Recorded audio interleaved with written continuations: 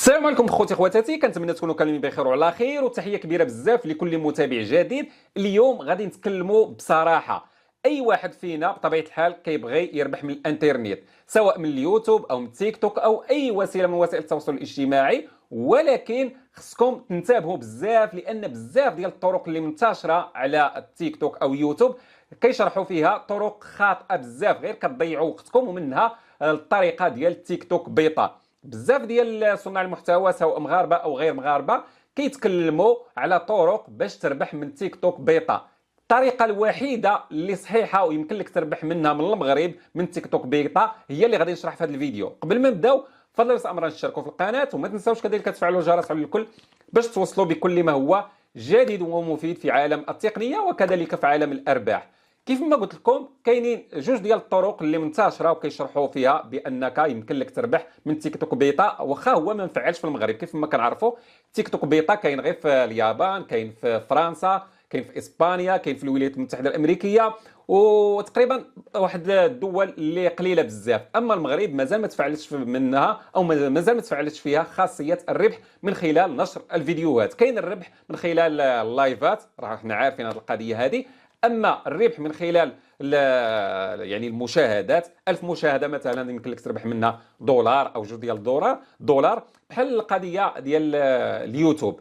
هذه القضيه كيف ما قلت لكم ما كايناش في المغرب، ولكن كاين طرق باش يمكن لك تربح، والطريقه الوحيده هي اللي غادي نشرح لك. اما الطريقه الاولى اللي منتشره بزاف على اليوتيوب او التيك توك هي تغيير البلد. كيف ما تنعرفوا فاش تبغي تنشأ واحد الحساب تيك توك جديد تيعطيوك تختار البلد، هو تيقول لك غادي تغير من المغرب دير مثلا فرنسا او اليابان او امريكا، وبهذه الطريقه يمكن لك تفعل تيك توك بيضاء ويمكن لك تربح. الطريقه الصحيحه نعم انا شخصيا درتها، بدلت البلد فقط، يعني من الدوله ديالي درت فعوض ما ندير المغرب درت فرنسا، وتفعل لي تيك توك بيضاء. فاش تدخل الاعدادات تلقى مكتوبه تيك توك بيضاء، ها الشروط باش تربح 10000 متابع، يعني جميع الشروط. ولكن الخطا الكبير هي بزاف ديال المتابعين للاسف الشديد، او ديال الناس اللي باغيين يربحوا بتيك توك بيضاء تيطبقوا هذه الخطوات وتيفعلوا تيك توك بيضاء بهذه الطريقه اللي قلت لكم،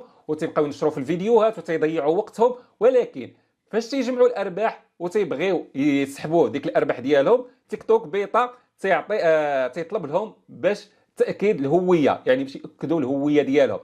تيقول لهم خصكم تصوروا لا كارت ناسيونال من جوج جهات عفوا، خصكم النيميرو ديال التليفون. هنايا فاش تعطيهم هاد الوثائق هذه تتاكدوا ان هاد تيك توك بيضاء راه تفتح من المغرب، من الدوله ديال المغرب ماشي من الدوله ديال فرنسا، وهكذا تتبقى هذيك الارباح معلقه. هذه خطوه او طريقه اللي خاطئه، نتمنى ما تطبقوهاش باش ما تضيعوش وقتكم. الطريقه الثانيه هي الطريقه ديال الفي بي ان، يعني تمشي تتيليسارجي واحد الفي بي ان بلاي ستور وتتغير الدوله، تنشأ الحساب ديالك. ولكن كذلك هاد الطريقه هذه راها تتكشف، يعني تيك توك راه شركه اللي كبيره وعندها خبراء اللي راه ماشي غيكشفوا غير الفي بي ان، راه يكشفوا يعني البيت النعاس ديالك راه يعرفوا شنو فيه. يعني لذلك حتى الفي بي ان ما بقاش واكل. الطريقه الوحيده اللي غادي ننصحكم بها هي كالتالي: يكون عندك شي صديق او شي واحد من افراد العائله عايش في ديك الدوله اللي مفعل فيها تيك توك بيضاء، مثلا شي صديق ديالك او واحد من الاقارب ديالك عايش في فرنسا او في اسبانيا او في امريكا. غادي تطلب منه، غادي ترغبو تقول له نشئ لي شي حساب من عندك تما، يعني من التليفون ديالو او من البيسي ديالو في ديك الدوله ينشئ حساب، ينشئ لك الجيميل مود باس، يدخل المهم المعلومات كامله، وفاش غادي يكمل من الانشاء ديال الحساب غادي يرسلوا لك. يعني تما يا الاي بي تيتسجل على ديك الدوله. اما لا نشأتيه من المغرب واخا تغير الدوله واخا دير اي حاجه، يعني في التالي تكتشف ان هذاك الحساب راه تكخيا او تنشأ من الدوله ما نفعلش فيها التيك توك. اما الا درتي هذه الطريقه وطلبتي من ذاك الاخ او الصديق او واحد من العائله تقول له نشئ لي حساب فتما فين عايش هو، في المانيا او في اسبانيا او في فرنسا، المهم الدوله اللي مفعل فيها التيك توك، وغادي يرسل لك المعلومات. انت ان فوا غادي يوصلوك يرسل لك الجيميل والمود باس في الواتساب او في اي يعني او في تيك او في فيسبوك او مكالمه هاتفيه، غادي يعطيك دوك المعلومات، انت غادي تقبضهم غتدخلهم. يعني تفتح الحساب ديال تيك توك، غتدخل الجيميل ديالك او رقم الهاتف، وغتدخل المود باس، وغتدخل الاعدادات. وفوا غادي تدخل الاعدادات غتغير انت غير المود باس باش داك الشخص اللي نشأ لك الحساب ما يبقاش عنده المود باس. يعني انت هاد عندك خطوه وحده اللي غادي تطبقها هنا في المغرب، هي غادي تغير المود باس، غدير مود باس اللي عارفه غير نتايا، وغادي تبدا تنشر المحتوى ديالك. والشروط راه حنا عارفينها، يكون محتوى اصلي، يعني ما يكونش ماخوذ من جهه اخرى، يعني يكون ديالك، يعني حقوق الملكيه ديالك، الموسيقى ديالك، كل شيء ديالك. وغادي تنشر الفيديوهات وتبدا تربح مع مرور الوقت، غادي تشهر، الفيديوهات غادي يبقاو يتشافوا بزاف، وغادي تبقى تجيك الارباح. هذه هي الطريقه الوحيده اللي بغيت نشاركها معكم باش ما تزرفوش كيف ما تنقولوا.